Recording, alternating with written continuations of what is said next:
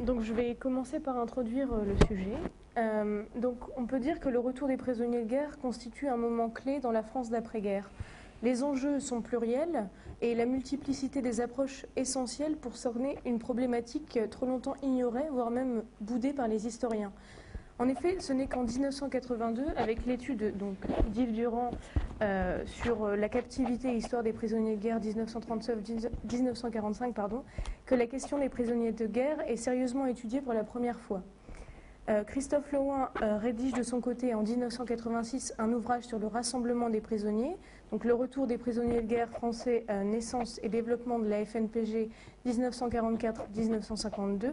Finalement, François Cochet signe en 1992 un ouvrage de synthèse sur le retour des prisonniers et leur réintégration sociale, donc les exclus de la victoire.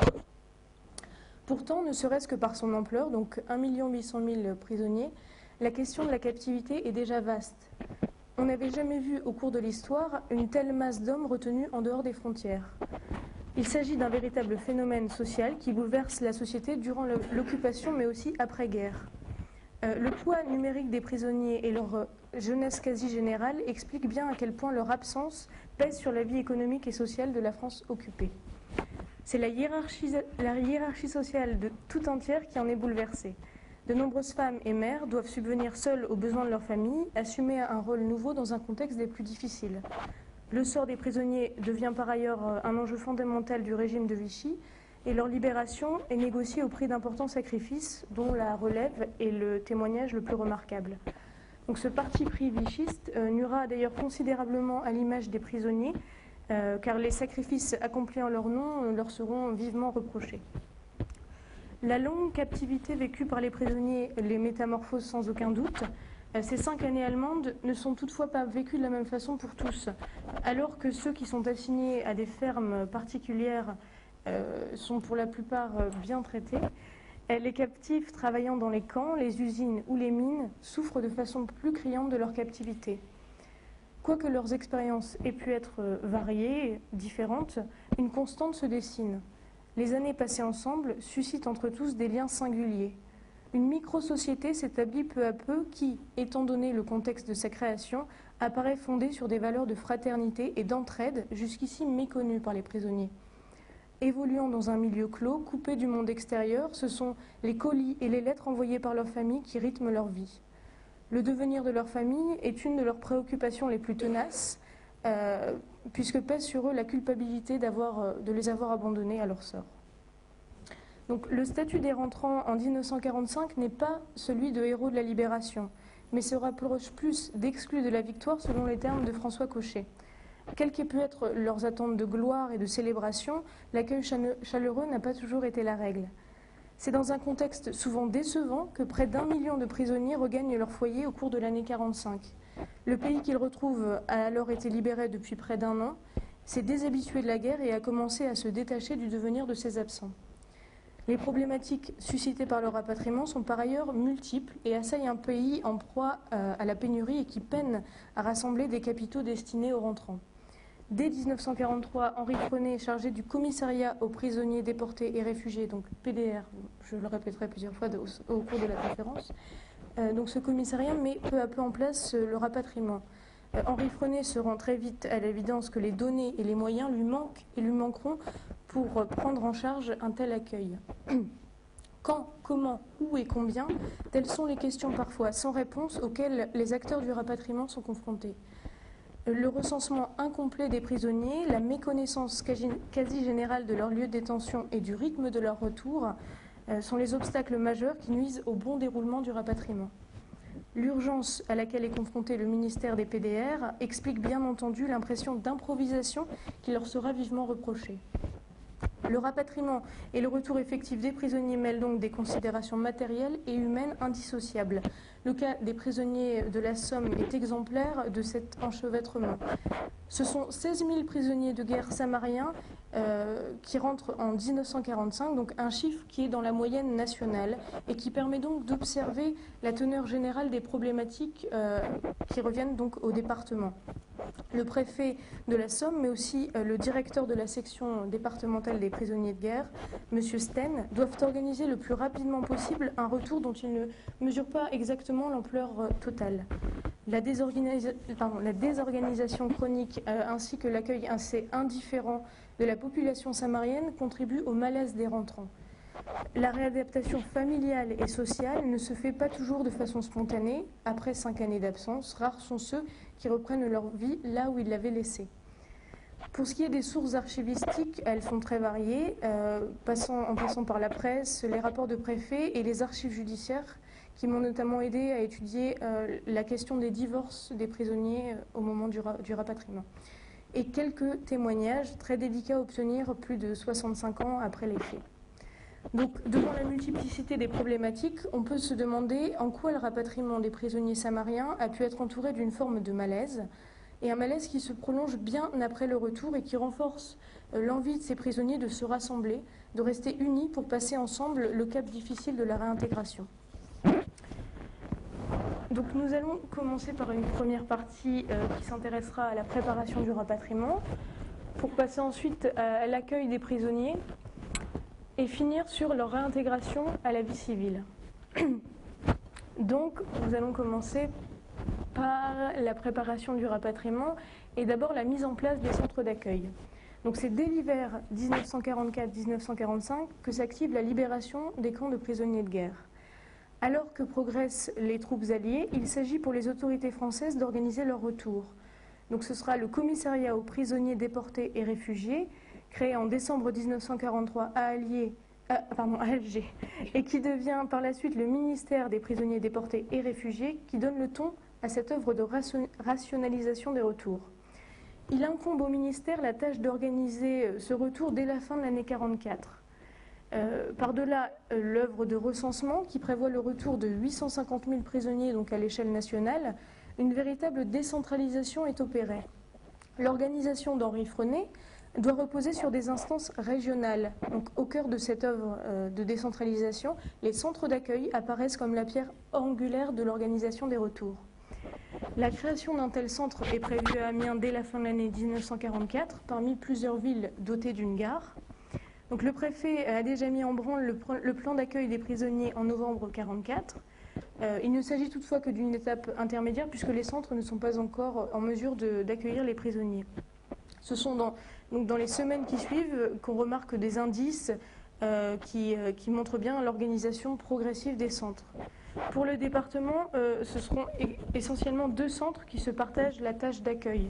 Donc, ils sont situés respectivement rue Jules Barny et rue de Castille. Donc, pour ceux qui connaissent, ce sont 2 rues dans la périphérie immédiate de la gare. Et quant aux compétences spécifiques des centres, elles ne sont pas toujours clairement définies. La spécificité de leur rôle est plutôt précisée au moment de leur mise en fonctionnement. Excusez-moi, j'ai oublié de... Ça ne veut pas marcher. Bon, voilà. Donc, on a le centre des mobilisateurs qui prend en charge les tâches administratives consécutives à la démobilisation des prisonniers, et le centre de la rue Jules Barny qui se charge de l'accueil pratique en offrant nourriture et hébergement. Donc la première trace d'une mise en place réelle des centres d'accueil est celle laissée par les documents d'architectes chargés de la réfection des bâtiments en mars 1945. Donc ce n'est qu'un seul mois avant les retours massifs de rapatriés que les travaux de réfection sont décidés. Il s'agit, en plus de la réfection d'espaces essentiels au bon fonctionnement du centre, tels les sanitaires. Donc on peut voir que la pénurie générale qui frappe le département à ce moment précis met en péril l'acquisition de tous les matériaux nécessaires à la réfection des bâtiments. La mise en place des centres passe encore par l'installation de lignes téléphoniques demandées par le préfet au directeur des PTT en mars 1945. Ces lignes sont appelées à faire le lien entre les autorités frontalières et les centres d'accueil. Les informations ainsi transmises sont le biais d'une meilleure anticipation et organisation des retours. Elles peuvent aussi être un moyen d'information pour les familles dans l'attente d'un proche. Donc l'action parfois laborieuse des instances départementales doit bien sûr être observée au regard des difficultés économiques et de l'urgence dans laquelle elles sont appelées à agir. Donc, le recrutement du personnel est une préoccupation primordiale en termes d'organisation des centres, même s'il est aussi fait appel à des bénévoles pour aider à la tâche. Selon les chiffres de François Cochet, la main-d'œuvre bénévole représente une part de 40% au paroxysme des retours. Nous n'avons malheureusement pas de véritable témoignage archivistique pour le département. Le recrutement du personnel des centres d'accueil apparaît difficile car le travail n'est ni gratifiant ni bien payé. Il est évidemment très difficile au vu du nombre des rapatriés et pas très bien payé car les difficultés économiques sont très importantes. En mars 1945, alors même que le processus de rapatriement des prisonniers est sur le point de connaître son paroxysme, la tenue des centres ne semble pas assurée par un personnel nombreux et fiable. Par ailleurs, ce recrutement de personnel s'est fait au fur et à mesure de l'augmentation des retours sans véritable anticipation de la part des autorités. Dans la Somme, cela se traduit notamment par l'arrivée de plusieurs dactylographes pour faire face à la surcharge de travail en mai 1945. Il ne s'agit pas d'un recrutement à proprement parler, la main-d'œuvre est en fait issue d'autres services ou même d'entreprises départementales qui prêtent donc ces dactylographes au centre d'accueil. Donc le manque de personnel n'est pas uniquement à imputer à l'absence d'anticipation, mais il s'agit surtout de problèmes financiers. Parallèlement au personnel bénévole et à ce personnel officiel, il ne faut pas oublier la participation d'autres associations et parmi celles-ci, la Croix-Rouge. Son rôle a été très important dans la prise en charge et le traitement des blessés, mais aussi leur ravitaillement au moment du retour. Pour ce qui est enfin du financement des centres, peu d'informations nous renseignent. Un document du directeur de la direction départementale des PDR fait état d'un budget de l'ordre de 120 millions de francs pour les services de rapatriement. La mise en fonction des centres nécessite des dépenses très importantes et François Cochet remarque d'ailleurs dans son ouvrage que 28,7% des dépenses totales de rapatriement sont destinées à l'installation des centres, soit le deuxième domaine de dépenses le plus important après les transports.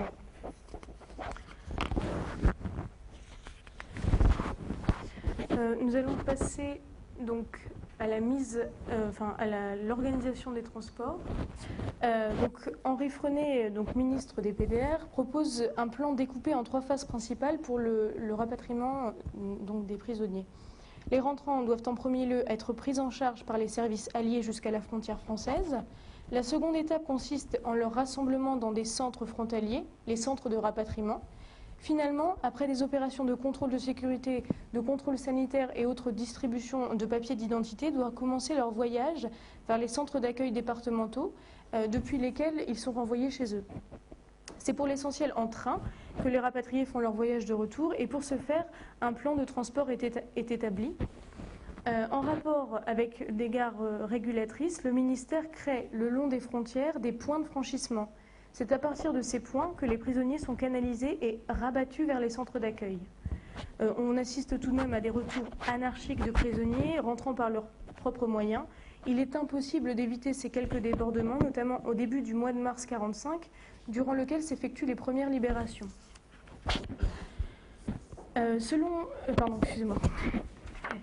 Je vais passer aux formalités à accomplir et aux avantages consentis aux prisonniers. Donc ces avantages sont avant tout financiers.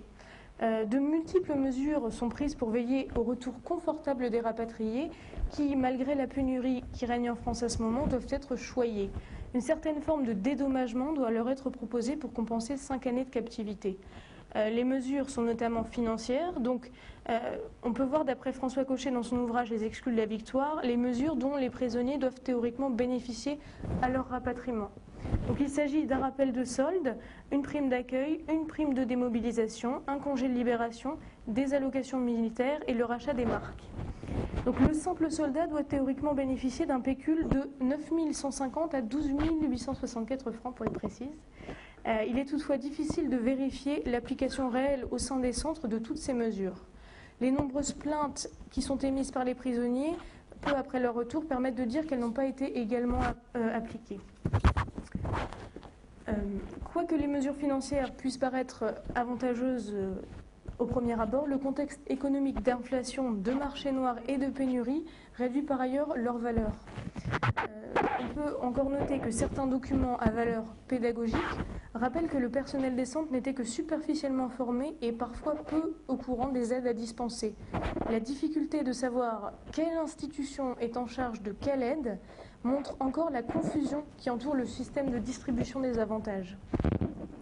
On a ensuite un volet d'avantages matériels qui en fait sont principalement la délivrance de vêtements et d'une paire de chaussures. Donc la question vestimentaire est la plus documentée notamment pour le département. La tâche de remise des vêtements revient aux centres départementaux dont on a parlé tout à l'heure pendant toute la durée du rapatriement, et le blocage des matériaux textiles et des vêtements à destination des rapatriés est avéré au sein du département. Malgré l'encadrement général des marchandises et les nombreux efforts, l'approvisionnement de près d'1 million de rapatriés au sein de la France semble improbable, et chaque prisonnier ne pourra pas bénéficier des mesures. Les décomptes vestimentaires de la direction départementale des PDR en juin 1945 montrent bien à quel point les services sont dépassés par l'afflux des rapatriés. Sur un total de 12 600 rapatriés, dont 10 000 prisonniers de guerre, seulement 4 000 ont pu être habillés. Les autres sont par ailleurs, on leur a par ailleurs promis de les habiller dans un délai plus ou moins long. Parallèlement à ces aides intégralement publiques qui sont théoriquement acquises aux prisonniers, les actions départementales se développent sous l'impulsion du ministère des PDR. Différentes associations de prisonniers viennent en effet en aide aux rapatriés. C'est dans cette perspective que le livret du prisonnier est peu à peu mis en place à l'instigation ministérielle. Ce livret consiste en fait en un pécule amassé par des institutions locales à l'attention du futur rentrant. Cette somme apparaît comme un moyen de compenser des aides officielles relativement faibles. Ce sont principalement les centres d'entraide qui sont désignés pour le prendre en charge et rassembler les fonds qui le constitueront. Donc ces centres d'entraide se développent dans chaque canton dès le printemps 1942 sous l'impulsion du commissariat au reclassement des prisonniers de guerre. Ils concentrent toutes les actions en direction des prisonniers, une aide plutôt individualisée et surtout locale, qu'elle soit matérielle ou financière. Donc la semaine de l'absent, de décembre 1944 à janvier 1945, permet à de nombreuses associations locales, communales, de se lancer dans la collecte de fonds pour le pécule du prisonnier de guerre. Alors voici une affiche d'une campagne de publicité dans le Courrier Picard en décembre 1944, le 26 décembre. Donc ce type d'affiche apparaît à plusieurs reprises avec différentes iconographies. Elle focalise l'intérêt de ses lecteurs sur le sort des prisonniers bientôt de retour, qui reviennent les mains vides et qu'on ne peut abandonner à leur sort. Le directeur des prisonniers déportés et réfugiés appelle au devoir moral lourd que revêt la question des prisonniers. Le comité de libération du cinéma répond à la demande de la direction départementale des PDR qui souhaite la participation de tout type de structure en augmentant ses tarifs au moment de la semaine nationale de l'absent. Le choix du cinéma semble approprié puisqu'il touche une large part de la population. Les années de guerre constituent par ailleurs un moment où la fréquentation des cinémas est importante. Les bénéfices promettent donc d'être importants. L'approche du moment du rapatriement des prisonniers contribue à multiplier les actions en leur faveur. Ainsi, l'année 1945 a son lot d'activités visant à récolter des fonds. Afin d'amasser le pécule destiné au livret du prisonnier, des manifestations de type kermesse, tombola, loterie sont organisées par les centres d'entraide au sein de communes. C'est le cas donc de nombreuses communes du département.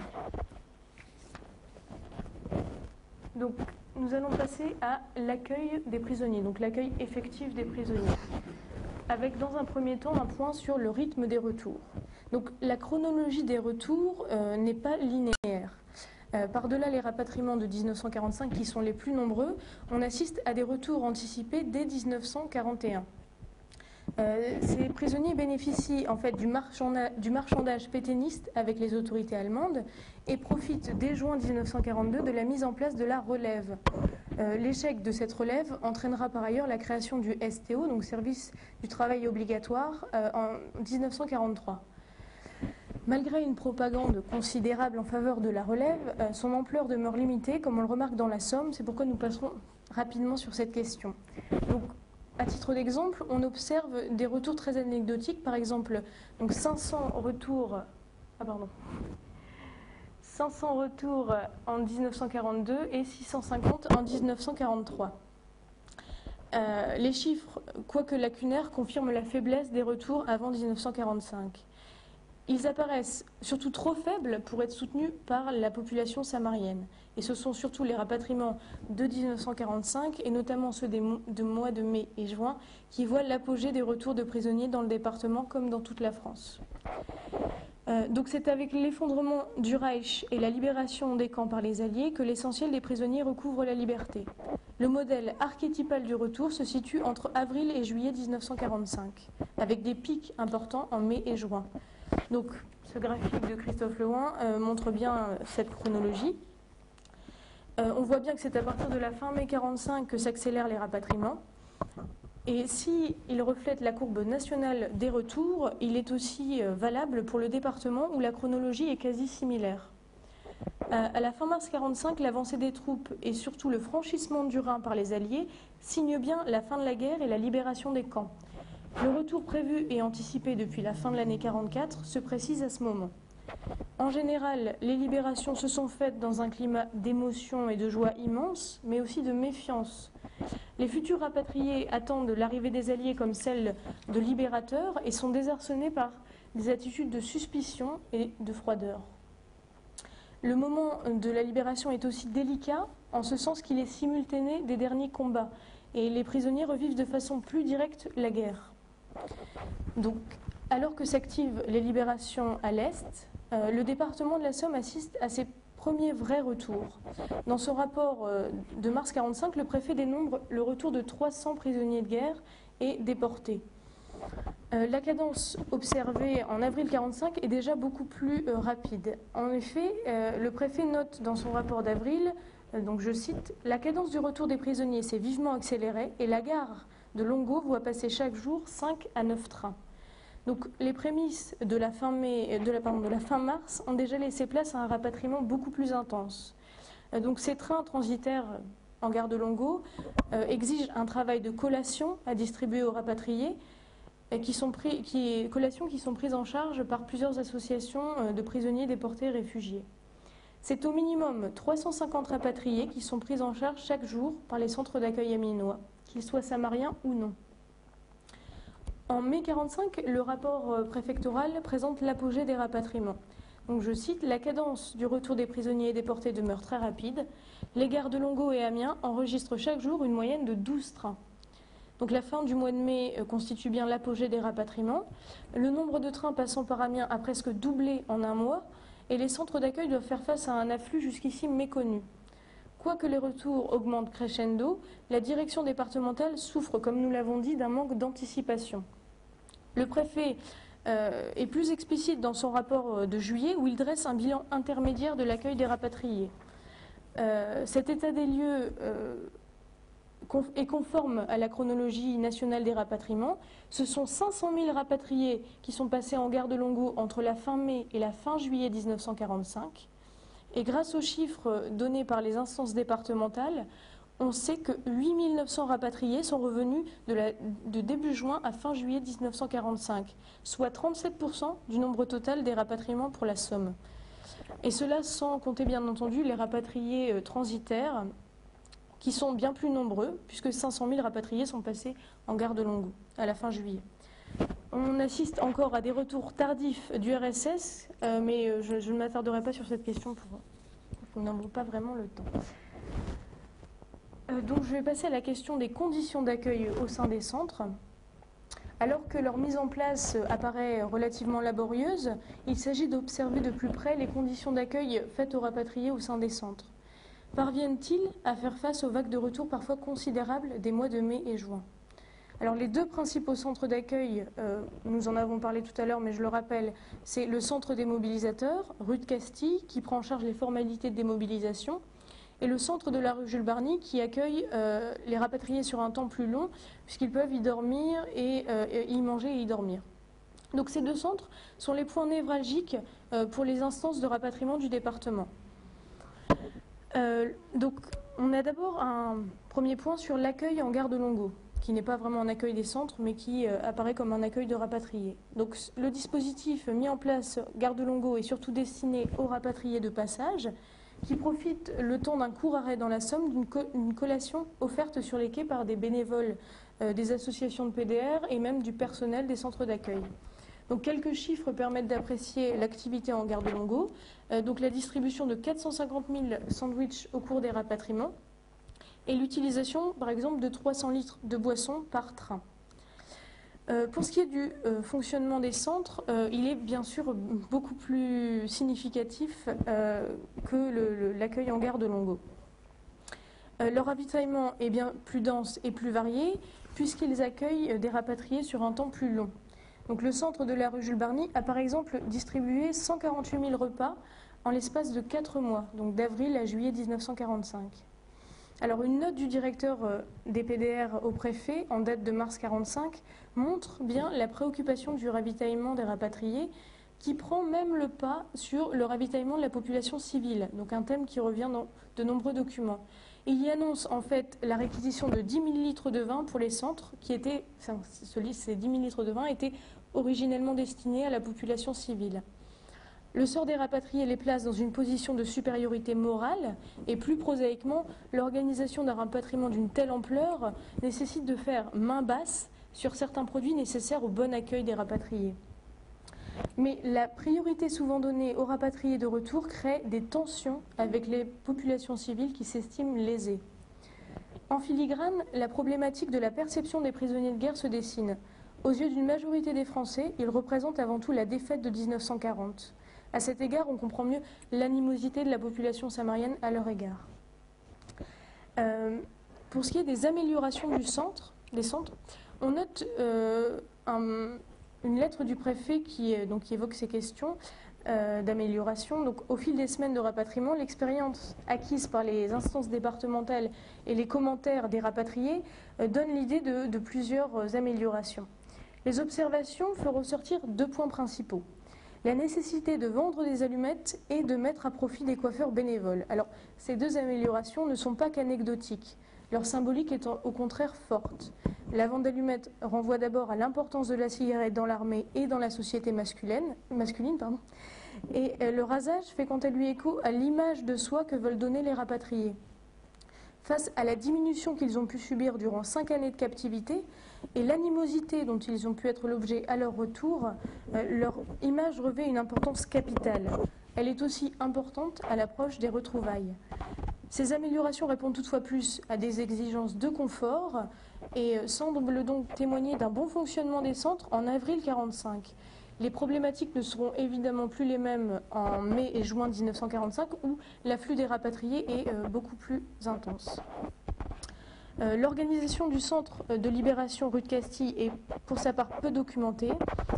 On sait toutefois que la lenteur du service ayant en charge les formalités administratives est un constat récurrent. Les rapatriés doivent y détailler leur situation depuis le moment où ils ont été libérés, un récit qui peut demander beaucoup de temps. Et ce n'est qu'après cette formalité qu'ils peuvent recevoir les multiples aides qui leur ont été promises, donc primes d'accueil, rappel de solde, etc. L'ambiance générale de cohue au sein des centres a toutefois dû être la règle au moment de l'afflux massif des rentrants. Il y a encore un volet important pour la prise en charge des rapatriés au sein des centres, c'est l'aide médicale. Donc en fait, cette prise en charge médicale est précisée par une ordonnance d'avril 1945 qui institue le contrôle médical des rapatriés. Le ministère des PDR tenait beaucoup à ces contrôles médicaux, surtout parce qu'il s'attendait à retrouver des rapatriés dans un état physique déplorable. Il s'avère toutefois impossible, au vu du manque de sources à ce sujet, de préciser complètement l'état sanitaire des rapatriés. Christophe Lehouin mentionne toutefois plusieurs milliers de prisonniers hospitalisés. L'aide médicale est à la fois une question de moyens mais aussi de chronologie.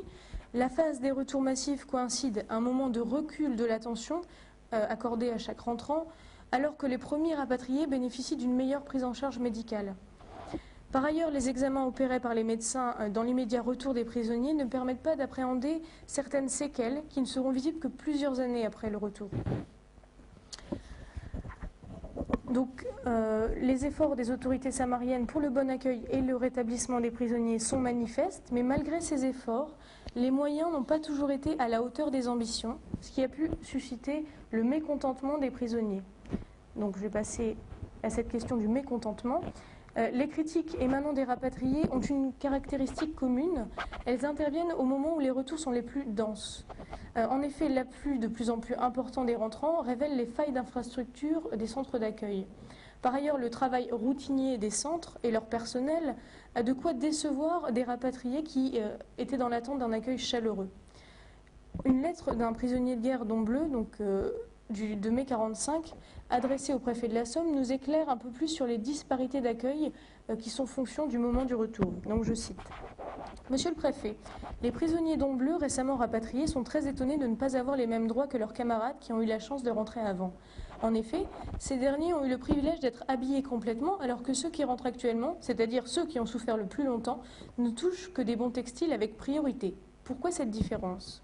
Donc, cette lettre résume bien la frustration des prisonniers rapatriés plus tardivement, à l'apogée des rapatriements entre mai et août 1945, vis-à-vis de leurs camarades rentrés plus tôt et mieux traités. Leur rhétorique est la suivante. Rentrant plus tard, ayant donc souffert plus longuement de leur captivité, ils méritent la même, voire une plus grande attention que leurs prédécesseurs. Ce prisonnier stigmatise bien la différenciation dont tous ses camarades et lui-même souffrent en soulevant la problématique sensible de l'habillement. Ce manque de vêtements demeure sans conteste le fer de lance des réclamations des prisonniers rapatriés. Les nombreuses critiques recensées à la fin mai et début juin 1945 aboutissent à une manifestation des rapatriés devant la préfecture de la Somme le 7 juin 1945. 1000 rapatriés se réunissent pour remettre à la préfecture un résumé de leurs revendications principales, parmi lesquelles la question de l'habillement figure en première ligne. L'aide matérielle directe et visible que cet habillement constitue en font un thème phare. Vêtir les rentrants se présente de plus comme un devoir symbolique, peut-être plus que le paiement des primes. D'une certaine façon, il s'agit d'un devoir chrétien, presque de charité. Les rapatriés expriment leur déception face aux promesses non tenues du ministère, le manque de prévoyance et la lenteur des instances PDR. Il est vrai que la mise en place des centres a été tardive et progressive. Entre les premiers rapatriés et ceux qui leur succèdent, une grande disparité se fait jour. Les mesures effectivement menées à bien ne leur semblent pas par ailleurs à la hauteur de leurs espérances. Parmi les changements qui frappent les rapatriés, l'inflation et le marché noir apparaissent comme les plus choquants. Alors que les différentes primes et indemnités semblent constituer au premier abord des sommes conséquentes grâce auxquelles ils pensent pouvoir vivre relativement longtemps, la réalité économique les rattrape. La France de 1945 fait face à une situation économique désastreuse, l'occupation a ruiné ses finances et l'effort de guerre pèse lourdement, de même que l'inflation. Face à cette situation, les restrictions et le rationnement maintenus au sortir de la guerre permettent la persistance du marché noir. D'autre part, la faiblesse des primes fait écho dans leur esprit à la minimisation des souffrances qu'ils ont vécues en captivité. Ils insistent en ce sens sur la longueur de leur absence et pour rappeler leur sacrifice, ils pensent devoir être dédommagés par mois d'absence. L'emprise du marché noir sur leur département vient en contrepoint de l'exemple moral qu'il représente. Il se pose en effet en exemple moral face à une population qui a connu les affres de l'occupation et de la collaboration. Cependant, l'aura qui les entoure en 1945 n'est pas celle de héros victorieux comme on a pu le dire. Ils ont été montrés comme le symbole de la défaite française, mais aussi ils ont été associés au régime pétainiste qui en faisait bien souvent les vedettes de sa politique. Les rapatriés ont donc dû faire face à des témoignages d'animosité divers, même au sein des centres d'accueil. Donc, une lettre du secrétaire de l'association des prisonniers de guerre de Doulan, en mai 1945, rapporte ceci. Donc, je cite.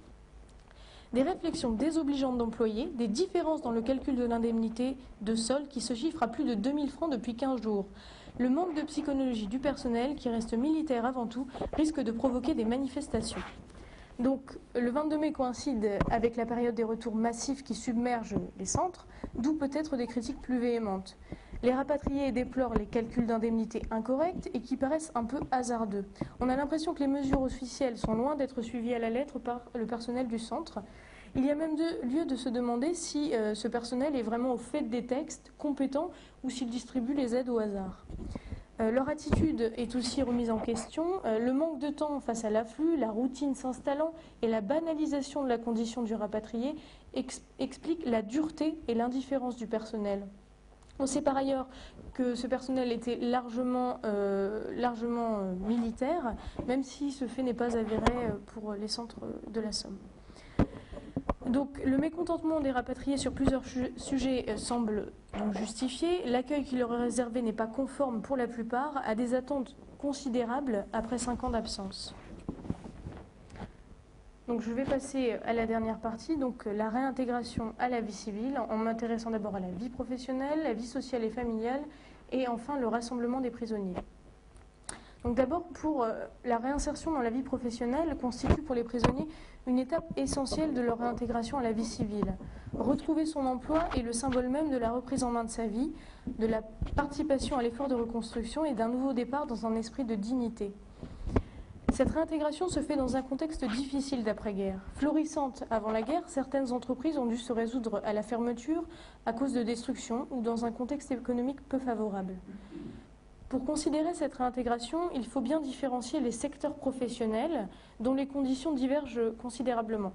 Donc c'est à la demande du ministère des Finances qu'une enquête est effectuée au sein du département pour déterminer les catégories socio-professionnelles des prisonniers samariens. Donc d'abord, la part de l'activité agricole est évidemment très haute, 40%. La France, et plus particulièrement la Somme, étant alors largement agricole. La part des employés et des ouvriers est elle aussi considérable, 50% du total. Et le taux des prisonniers travaillant à leur compte n'est pas très élevé, n'atteignant que 6,5%. Si on ajoute les professions libérales, les fonctionnaires sont quant à eux peu nombreux, donc je ne m'attarderai pas sur cette question. Donc le secteur agricole englobe plus de 40% des prisonniers de guerre samariens et les problématiques d'emploi ne se posent pas à tous dans les mêmes termes. Les ouvriers ne sont évidemment pas confrontés aux mêmes problématiques que leurs employeurs. La question essentielle pour les ouvriers agricoles étant de retrouver leur travail et pour les chefs d'exploitation, donc la moitié d'entre eux, il revient la lourde charge de remettre à flot leur exploitation qui a souffert de la guerre. Les destructions matérielles, mais aussi l'abandon partiel des terres par manque de personnel, constituent les difficultés principales. On sait que la Somme comptabilise 5% des destructions nationales de bâtiments agricoles et 3,9% des destructions de matériel agricole. Donc, alors qu'ils reviennent affaiblis, diminués, l'idée de repartir de zéro peut apparaître décourageante. Ils ont besoin pour la plupart de repos, voire de soins médicaux, mais après avoir abandonné pendant 5 ans leur exploitation, ils ont l'obligation morale de reprendre leur place. Malgré les efforts déployés, certains ont besoin de plusieurs années pour remettre sur place leur ferme et retrouver les rendements d'avant-guerre. Des difficultés pécuniaires viennent par ailleurs s'ajouter. Les destructions, le manque de matériel ne facilitent pas la reprise en main d'une exploitation mal entretenue, voire en friche. Alors plusieurs textes encadrent des questions telles que la reconstruction des exploitations, la possibilité de bénéficier de prêts à des taux très avantageux.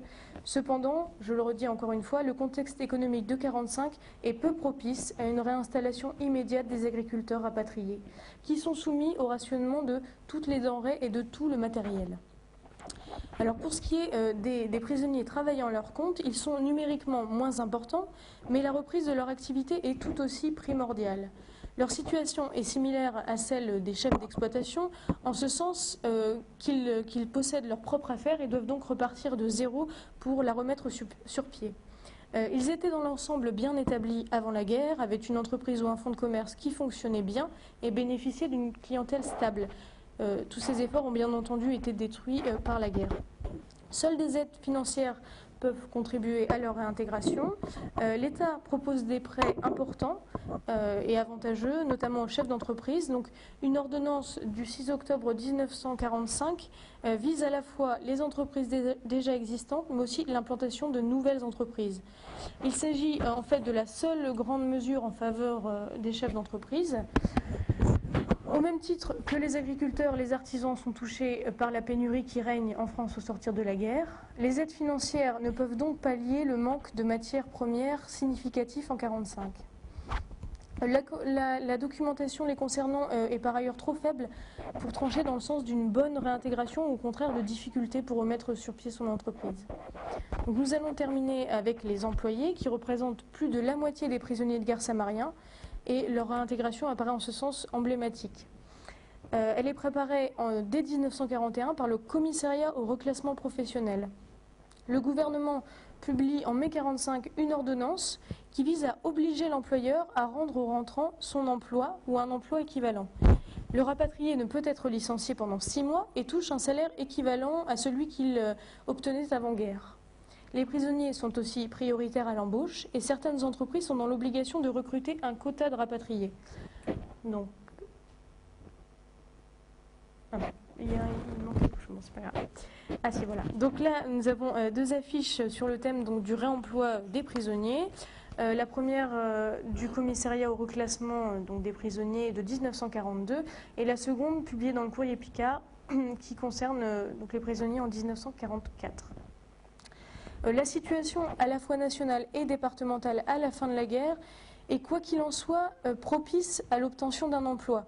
Les prisonniers de retour n'ont en général pas trop de difficultés à être embauchés, même si tous ne retrouvent pas leur travail d'avant-guerre. Et même si certains doivent en passer par des travaux temporaires avant de pouvoir retrouver une situation stable. Les chiffres rapportés par le chef du service départemental de la main-d'œuvre pour la période de janvier à septembre 1945 montrent bien que le marché du travail se porte bien. Sur les 16 505 demandes d'emploi masculines, plus de 14 000 ont été satisfaites. Il est évident que la majorité de ces demandes sont celles émanant de prisonniers rentrants. Mais on peut toutefois remarquer que même si ceux-ci sont protégés par l'ordonnance de mai 1945 qui oblige leur employeur à les réintégrer, il n'est pas certain que ce fût toujours le cas. Nombre d'entreprises ont disparu durant la guerre, mais 90% des demandes d'emploi sont tout de même satisfaites au cours de l'année 1945. Donc si les salariés ne semblent pas trop rencontrer d'obstacles pour retrouver un emploi, les fonctionnaires restent les plus privilégiés dans ce domaine car leur emploi est garanti et ils bénéficient d'un reclassement systématique. Alors on va passer à la problématique de la réintégration sociale et familiale qui reste la plus difficile à étudier.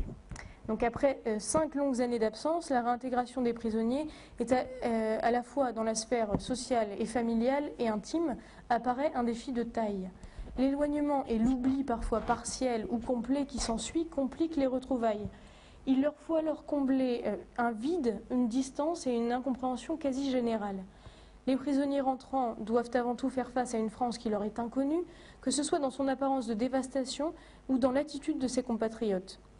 Donc dans la sphère publique, ils ont affaire à l'indifférence de la population. Cette indifférence peut être mise sur le compte de leur banalisation dans la société française d'après-guerre.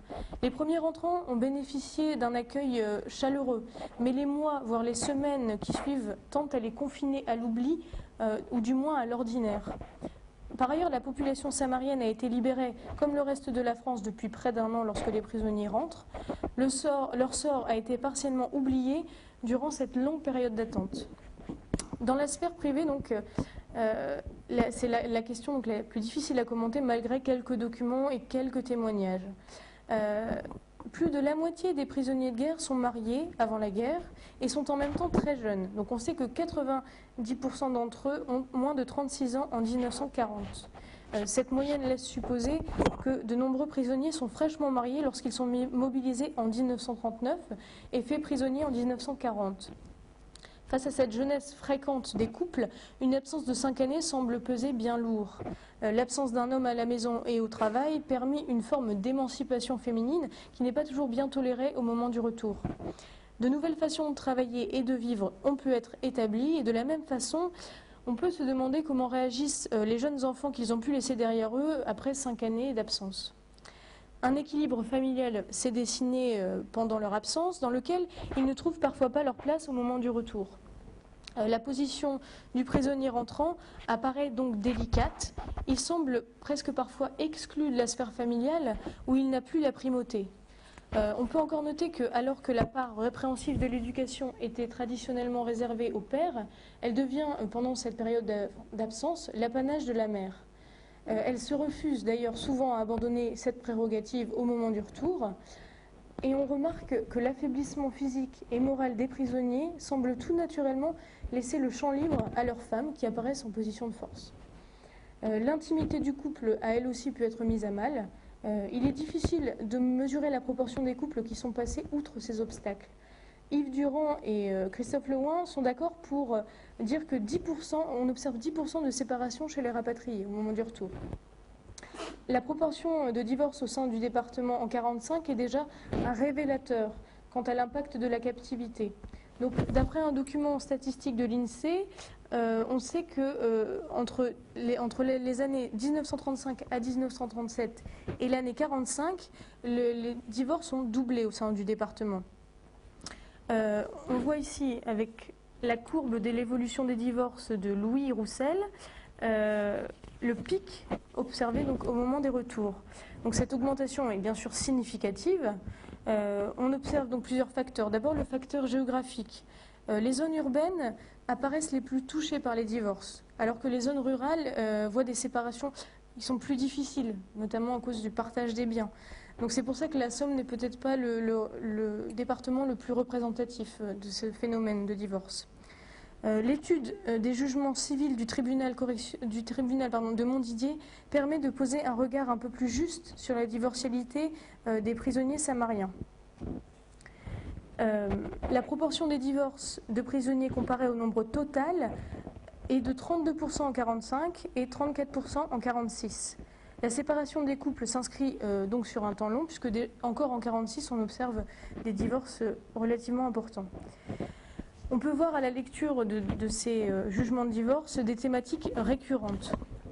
L'importance des demandes de divorce motivées par l'adultère de la femme est typique des cas de divorce de prisonniers.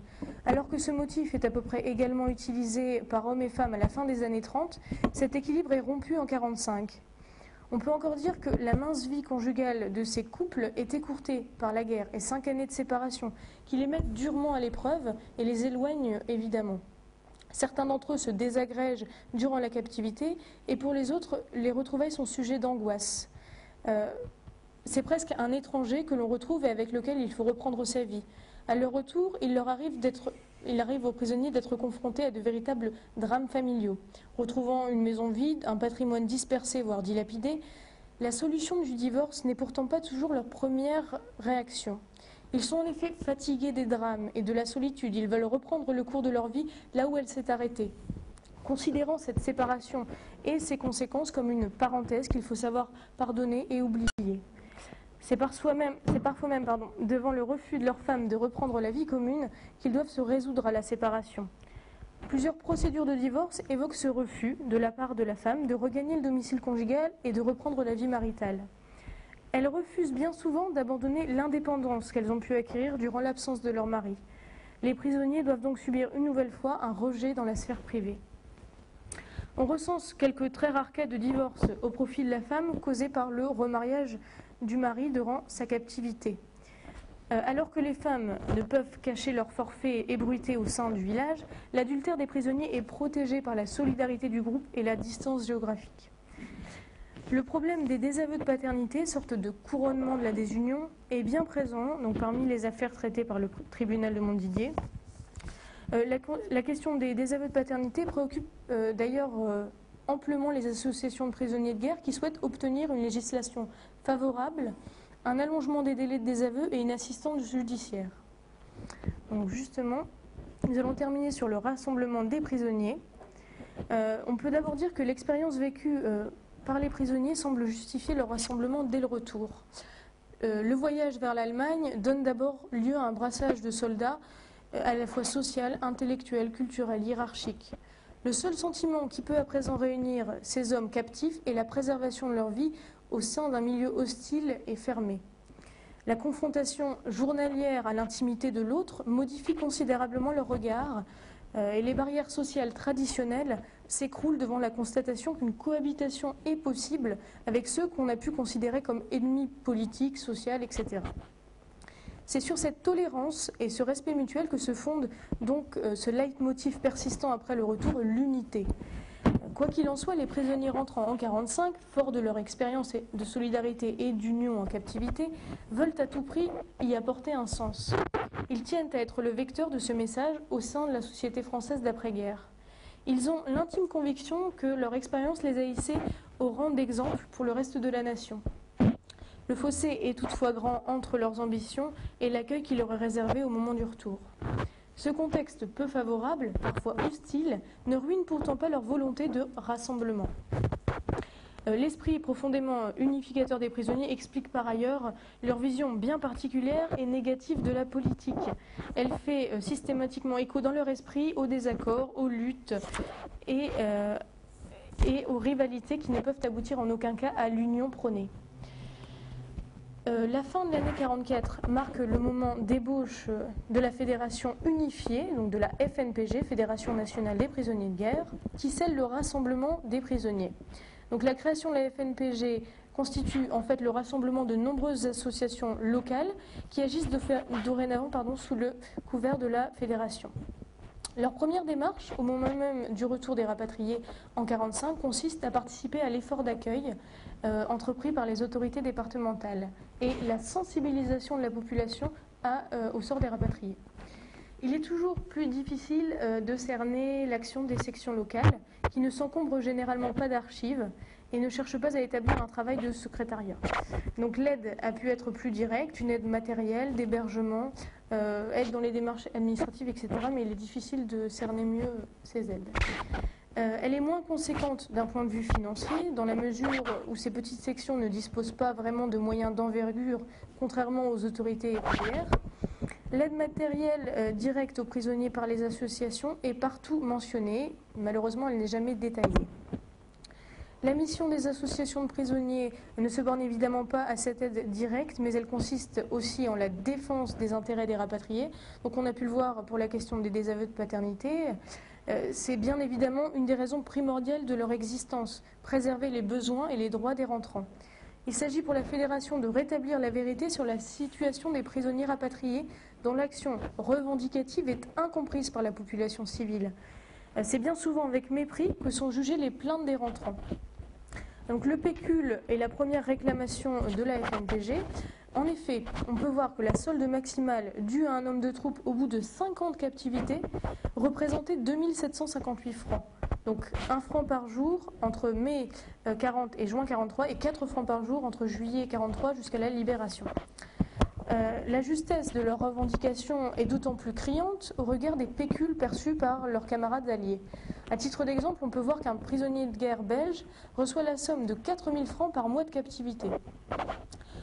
C'est dire à quel point la rétribution des prisonniers français demeure faible. L'habillement des rentrants est le second thème phare qui préoccupe la Fédération, donc on l'a vu, c'est un thème récurrent. Bien que les associations de prisonniers soient avant tout les porte-parole des rapatriés eux-mêmes, en défendant leurs droits et leurs besoins, elles ne se limitent pas à cette seule et unique tâche. On peut voir à travers un document des renseignements généraux du département de mars 1947 la part prise des associations de prisonniers dans une action plus large. Pour répondre à la pénurie de viande observée à Amiens, ils décident de se rendre directement chez les cultivateurs pour réquisitionner leurs bêtes. Alors l'implication des anciens prisonniers dans cette affaire montre bien que leurs actions ne se limitent pas à leur groupe. Par ailleurs, on remarque qu'ils s'attachent à remédier à un fléau qui les préoccupe dès leur retour, le marché noir. Un des aspects de la France libérée qui les choque le plus et qu'ils continuent à ne pas tolérer 2 ans après leur retour. C'est une façon pour eux de perpétuer les valeurs d'union et d'entraide que l'expérience de la captivité leur a enseignées. Les adhérents aux associations locales de prisonniers sont au nombre de 12 000, c'est-à-dire 75% des prisonniers de guerre rapatriés en 1945. La neutralité est par ailleurs brandie comme une condition sine qua non du rassemblement. Mais malgré ces velléités apolitiques, les prisonniers ont toujours eu du mal, des difficultés à maintenir cette ligne de conduite. On peut voir notamment en novembre 1946, lors des élections générales, que parmi 6 candidats du Parti socialiste, 2 anciens prisonniers se présentent en se présentant comme prisonniers. Pour avoir une influence réelle sur leur sort, nombre de prisonniers ont choisi la voie politique, qui jugeait la plus efficace. Les associations de prisonniers ont donc eu leur lot de divisions par-delà l'image idéale d'un groupe uni par-delà les différences. Toutefois, ces quelques divisions n'ont pas empêché l'entretien de relations longues et durables entre eux, au sein d'une association, mais aussi dans le cercle privé. Donc je vais conclure sur cette conférence. Donc on voit bien que, alors que la France se remet difficilement des séquelles de la guerre, elle doit organiser le rapatriement et la réintégration de 850 000 hommes. Dans la Somme, ce sont donc pas moins de 16 000 prisonniers qui sont attendus. Le premier volet de cette prise en charge consiste en la mise en place de centres d'accueil qui devront accueillir les rapatriés dès mars 1945. C'est dans l'urgence que les autorités départementales agissent alors pour constituer ces centres. Deux centres primordiaux, on l'a vu, le centre des mobilisateurs et le centre d'accueil. Le manque de moyens et parfois d'anticipation complique sensiblement la tâche des instances PDR de la Somme. Les transports sont ensuite mobilisés pour permettre un retour rationalisé et rapide des rentrants.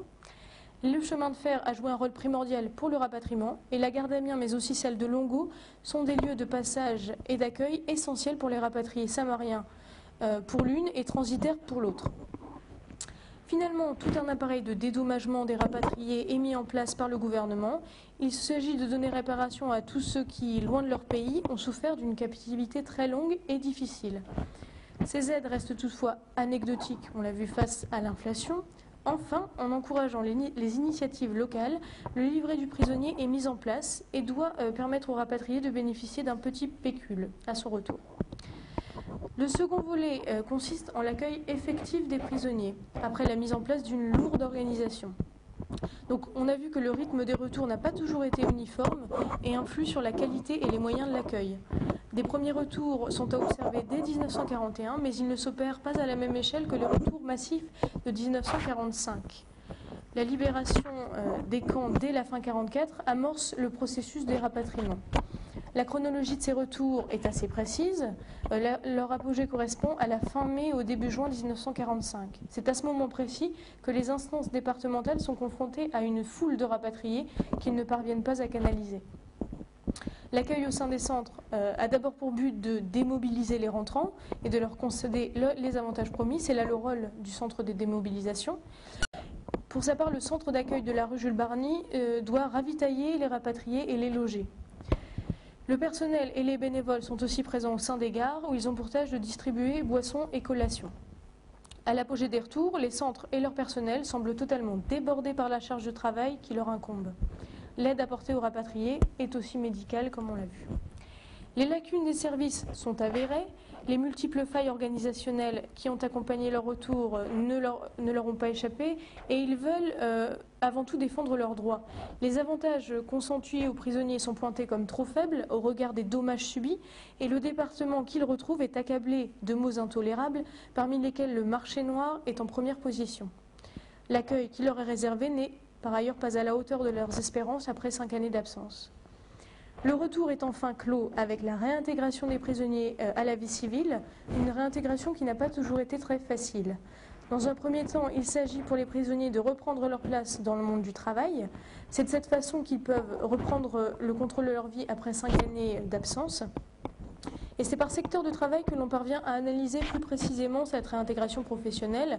Agriculteurs, prisonniers travaillant à leur compte et employés ne rencontrent pas les mêmes difficultés. La réintégration sociale et familiale est la plus difficile à analyser.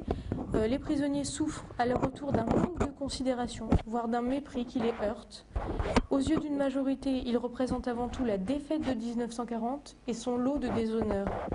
Les retrouvailles avec les siens relèvent plus de la sphère intime. Mais on sait bien que les 5 années de séparation ont creusé un fossé souvent gigantesque entre les rentrants et leurs familles, avec leurs femmes, leurs enfants. De nombreux drames ont pu se dessiner dans l'immédiat retour, séparation, divorce, désaveu de paternité, qui attestent bien des séquelles considérables de la captivité. Le rassemblement des prisonniers apparaît finalement tout naturel. Ils veulent prolonger les formes de union vécues en captivité et contrecarrer les attitudes d'indifférence et de mépris à leur égard. Dès le retour, de nombreuses associations locales fleurissent et rassemblent en leur sein l'immense majorité des prisonniers. Les anciens prisonniers souhaitent changer en profondeur la société méconnaissable qu'ils retrouvent en 1945. Donc on a pu voir que ce retour soulève de multiples problématiques qu'il est parfois difficile d'appréhender. Quoique cette étude offre un aperçu de la situation dans l'immédiateté des retours, les décennies qui suivent permettraient peut-être d'appréhender d'autres enjeux encore invisibles en 1945. Les conséquences de la captivité et de la réintégration des prisonniers en 1945 continuent à affleurer plusieurs années après leur retour. La continuité donnée au mouvement de rassemblement est un des symboles le plus emblématique de cette continuité.